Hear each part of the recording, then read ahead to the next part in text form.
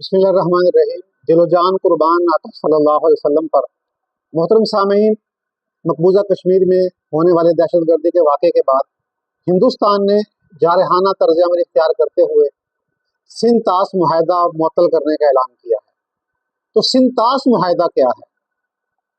1947 میں جب پاکستان قائم ہوا تو ایک بڑا ایشو ہندوستان کے ساتھ جو کریٹ ہوا وہ دریاؤں کے پانی کی تقسیم کا مسئلہ تھا۔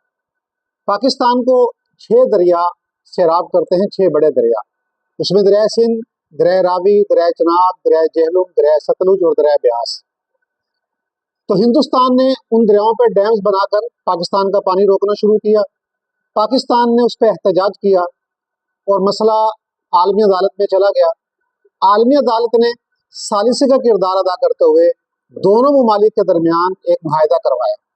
اس وقت پاکستان کے سربراہ جنرل ایوب تھے۔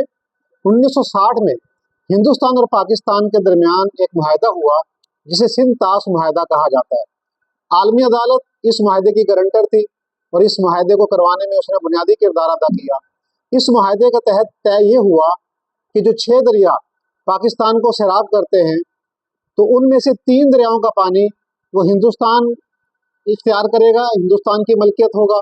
ہندوستان ان 3 دریاؤں پر ڈیمز بنائے، جیسے چاہے اس کا پانی استعمال کرے، پاکستان کو دے یا نہ دے وہ اس کی مرضی ہے۔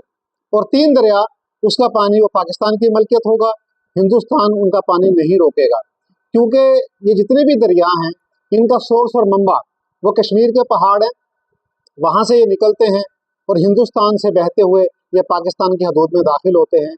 تو ہندوستان کے ساتھ یہ معاہدہ ہوا۔